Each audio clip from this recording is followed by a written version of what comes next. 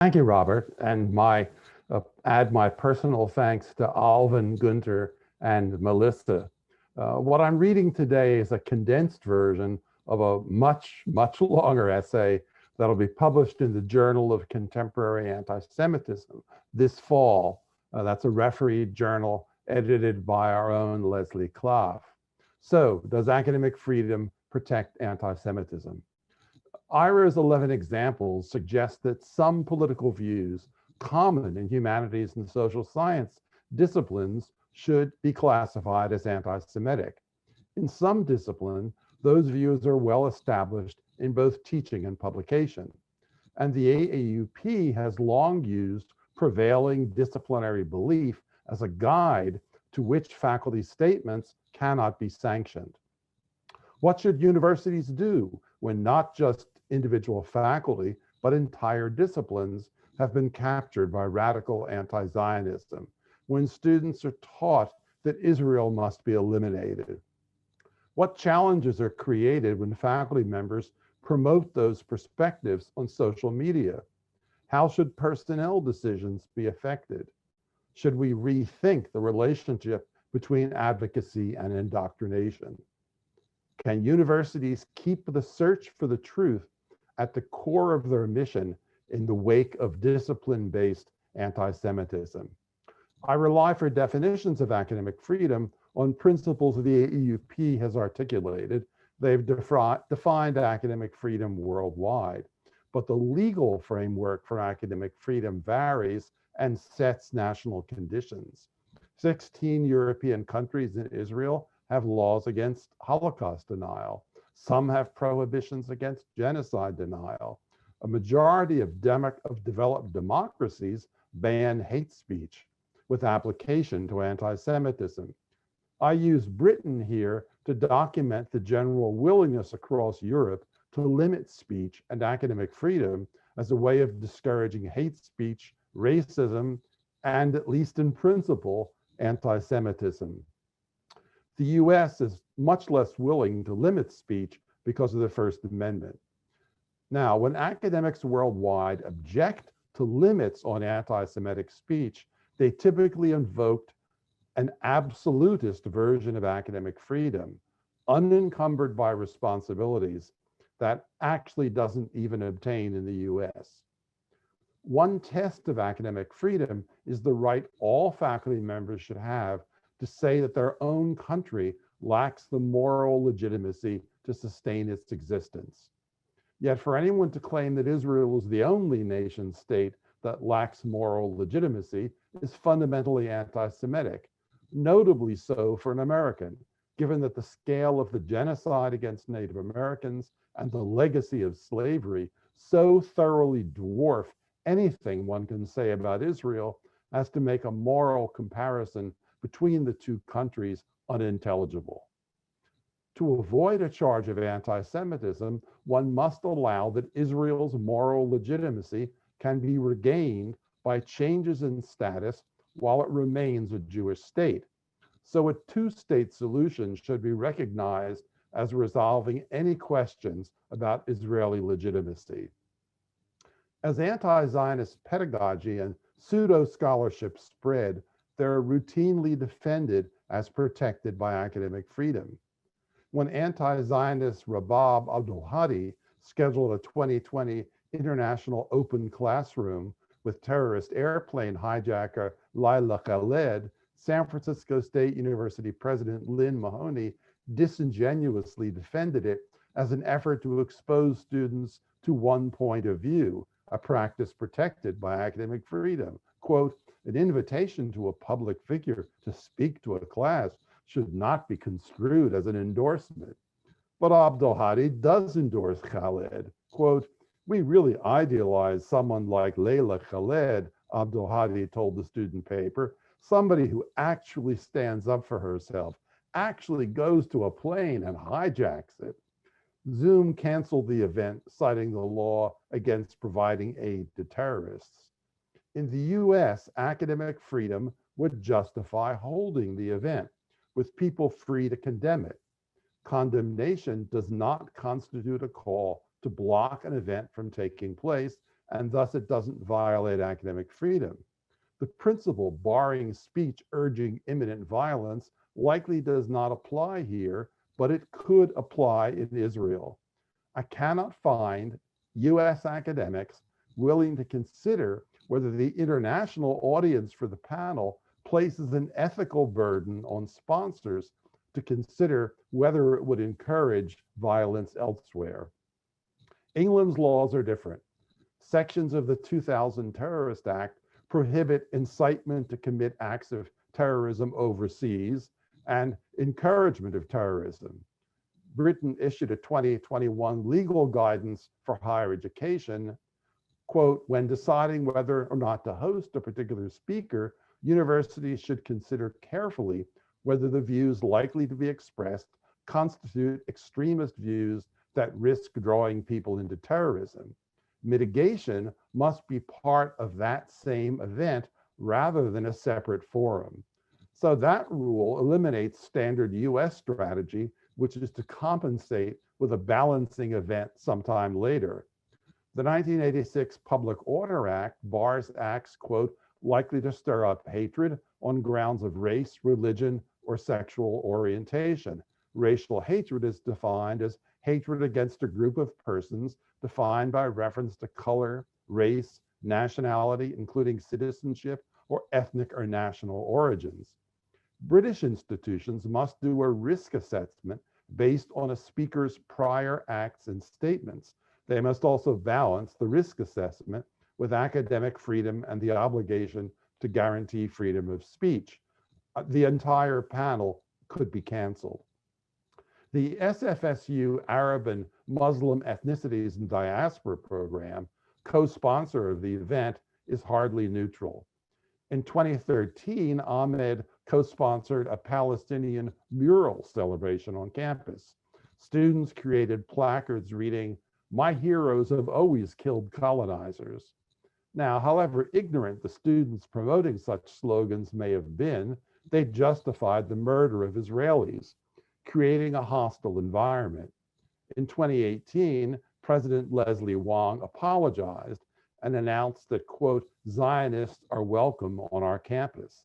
Abdul Hadi condemned him, quote, I consider the statement from President Wong welcoming Zionists to campus to be a declaration of war against Arabs, Muslims, Palestinians, and all those who are committed to an indivisible sense of justice.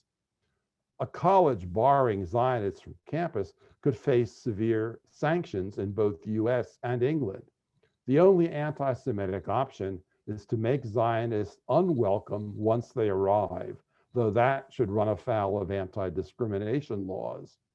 SFSU has proven adept at surrounding Jews with an atmosphere of intimidation. Although by comparison, the general legal framework against racial and ethnic discrimination and harassment in England is robust, its laws lack guidance to identify specific forms of discrimination, whether anti-Semitic, Islamophobic, or anti-Black. Colleges can adopt the IRA examples as a guide to verifiable forms of anti-Semitism without incorporating it into disciplinary codes, while warning that it doesn't settle the character of individual statements without further analysis. Among many anti-Semitic SFSU events, consider Genocide in the 21st Century from 2002. A flyer promoting it featured a dead baby on a soup can label. Framed with Israeli flags, it declared, quote, made in Israel, Palestinian children meat, slaughtered according to Jewish rights under American license. The flyer revived the blood libel that kosher practices entail religious murder and made an appalling contribution to a hostile environment. Abdul Hadi didn't arrive until 2007, but she had a local tradition to sustain. Despite this pattern of severe bias, or rather because of it, Abdul Hadi received a 2020 award for exceptional leadership from the AAUP. It praised her for, quote, transcending the division between scholarship and activism that encumbers traditional university life, and, quote, advancing the agenda for social change in Palestine. The AUP's award endorsed the politicization of the academy and promoted the belief anti-Zionism is a transcendent cause calling for the transformation of higher education. Writing about the Khaled webinar, Hank Reichman, chair of the AUP's Committee A on Academic Freedom, described the PFLP as, quote, a group deemed terrorist, in quotes, by the US. How much mayhem would a terrorist group have to impose on Israel before an AAUP officer would remove the quotation marks from terrorist? It's not your grandparents' AAUP.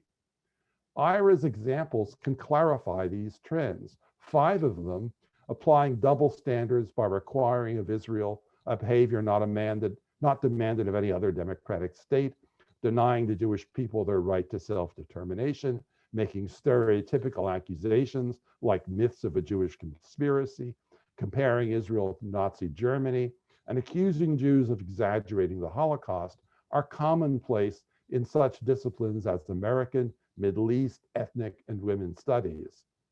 Some disciplines grew out of social movements based on centuries of lived experience. Without those social movements, there was no prospect of eliminating assaults on those the movements represented. The need for social justice activism has not diminished, but some academic disciplines founded with a specific social mission have now embraced secondary social justice commitments where no lived experience and little, if any, historical knowledge underwrites their virtuous identification with the new cause. Foremost among the radical causes embraced in disciplinary ignorance is anti-Zionism. An anti-Zionist group solidarity easily becomes coerced conformity. AAUP leaders have used disciplinary consensus to decide which views are protected from professional consequences by academic freedom. Yet, when a political agenda so dominates a field that the agenda determines scholarly merit, it functions as if it's been captured. The line between advancing knowledge and promoting political conviction disappears. Politicization of academic disciplines escalated this year. A coalition of programs signed, quote, gender studies departments in solidarity with Palestinian Feminist Collective. It condemned, quote, Israel's indiscriminate bombing of Gaza, thus accusing Israel of a war crime. The statement expanded a social justice mission from commitments to women's rights to intersections with causes worldwide. Departments will carry out this mission in policies and practices. When departmental politicization receives discipline-wide endorsement, the coercive potential is vastly enhanced. Organizing a whole academic discipline, teaching, research, policies, administration around anti-Zionism initiated a new phase in politicization. A department is an arm of the university. Departments are responsible for professional decisions that are supposed to be politically neutral. If departments violate that principle, then university governing bodies should ensure institutional integrity by restricting the authority those departments have to make academic and personnel decisions. Once a department and its administrator embrace political convictions, the academic freedom of those who disagree is compromised. Students who hold other views can face the bullying power of their professors.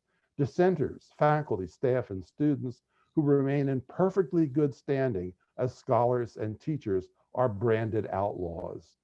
When entire departments are dedicated to anti-Zionism, their hiring rights might be curtailed by assigning that responsibility to other faculty group or by canceling it entirely until the department reforms. Universities need to guarantee that different political perspectives on Jewish and Israeli history are available in other departments by funding additional positions. Inviting alternative speakers to campus and bringing in visiting faculty are not adequate counters to departmental anti-Zionism. In 2007, I co-authored the AUP's Freedom in the Classroom. that endorsed classroom political advocacy, expecting it to be rational, evidence-based, and welcoming to contrasting views. Neither then nor in 2013, when I debated Ken Marcus about the issue, had I yet confronted anti-Zionist pedagogy with its one-sided syllabi, promotion of falsehoods, and indulgence in what amounts to hatred for credit. We now face advocacy run amok and need to rethink classroom advocacy. If the members of an academic discipline widely use anti-Zionist and anti-Semitic rhetoric and embrace those convictions, are they still protected from negative professional consequences? The views with no direct connection to the relevant fields can be discounted as extramural. The AUP has long held that remarks unrelated to a faculty member's areas of teaching and research are immune to institutional discipline because of academic freedom. Thus, some of the IRA examples of anti-Semitic speech would be protected from sanctions if, say, a paleontologist tweeted statements embodying them. In 2015, the AUP decided that all extramural statements, including all faculty statements on social media, are protected. So a European historian tweeting that the Holocaust was a hoax would be protected. Should he or she say that to a class, the ultimate sanction, termination of employment, could imply. Now, that distinction is, I think, absurd. By the previous AUP standard, a European historian calling the Holocaust a hoax in any forum could be judged unfit to teach. Academic freedom would not have protected the Holocaust-denying historian, no matter where the claim was made. The First Amendment would not protect a Holocaust denier from university due process, judging that person not qualified to teach in a history department. But the AUP was so focused on faculty speech rights that it failed to remember its commitment to pairing rights with responsibilities. The disciplinary consensus standard presents higher education with further problems in personnel decisions. While many faculty members would deny that Israel is the worst violator of human rights or the new Nazi Germany, some disciplines embrace those accusations. Three questions arise. One, is it unprofessional or unethical to deny a position to a job applicant because his or her views qualify as anti-Semitic? Two, is it a violation of academic freedom to deny tenure to an assistant professor whose publications embody those convictions? Three, might an institution decide that a faculty member holding such views cannot teach the history of Judaism or the Israeli-Palestinian conflict? These questions can only be answered in terms of individual cases, but I could answer no to the first two and yes to the third. Disputing dominant accounts of the 1948 war, advocating for Palestinian rights, condemning the occupation of the West Bank and the expansion of settlements, urging changes in Israeli law, objecting to Israeli policy toward Gaza, those positions and more would not justify opposing a job candidate or a tenure candidate, but encouraging belief in worldwide Jewish conspiracies or reinventing a blood libel accusation would warrant rejection. A hiring committee need not hire a genuine internet troll. We are entering a world in which academic anti-Semitism has an academic mandate. Efforts to delegitimate Holocaust memory, to declare Israel the world's worst human rights violator, to invoke an absurd fantasy of limitless Jewish lobbying power, all these demonic tropes are threats to higher education. They have made anti-Semitism a social good within anti-Zionism's alternative universe. Disciplinary consensus is no longer a sound basis for academic freedom protections. Countering disciplinary politicization requires that all disciplines confront it. Otherwise, practices will continue to degrade and resistance to reform will increase. In 1915, academic freedom had a purpose: to protect faculty members in their search for the truth. The uncritical imposition of pre-existing anti-Zionist convictions does not qualify as the search for the truth. We generally accept that fierce accusations against the Jewish state should not be used as weapons against individuals, and yet they routinely are. If Zionism is racism, then every Zionist is a racist, and harassment on that basis can seem virtuous. Anything less than a relentless application of anti-Zionism is taken to be a kind of moral failure. When the AUP promoted academic freedom to protect faculty members voicing controversial opinions from sanctions, it did not anticipate academic freedom would be used instead to protect heard opinion from critique. When academic freedom is used to block evaluation of teaching research, higher education suffers. Even if we are entering a post-truth world, we need to resist that in the academy. It's not true that Israel is the world's worst violator of human rights, or that Israel emulates the depravity and inhumanity of Nazi Germany, although academic freedom protects people who make such claims. There are decision points, however, when current or potential faculty can suffer professional consequences for spreading lies, searches for new appointments, third-year reviews, tenure and promotion. Yet the way academic dossiers are assembled makes objective review very difficult if the discipline has embraced anti-Zionism, since it's easy to get rave reviews for an anti-Semitic candidate from an anti-Zionist discipline. The AUP does not say that academic disciplines are always right. No historical perspective could support that conviction. What the AUP maintains instead is that academic disciplines are self-correcting, but it's not clear that politically compromised disciplines have any self-correcting mechanisms. If they hire, review publications, train students, grant support, and award tenure based on commitment to the field's political mission, what internal mechanisms would support reform? The frame for self-correction in our current anti-Zionist disciplines is thoroughly uncertain and will leave more than a generation of students condemned to anti-Semitic indoctrination.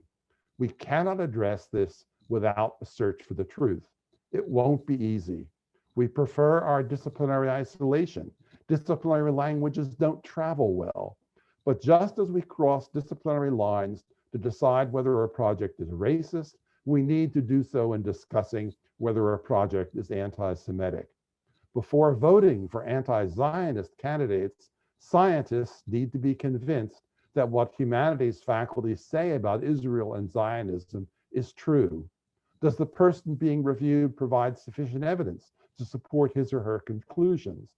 Do candidates use the unsupported opinion of others rather than evidence to support their argument?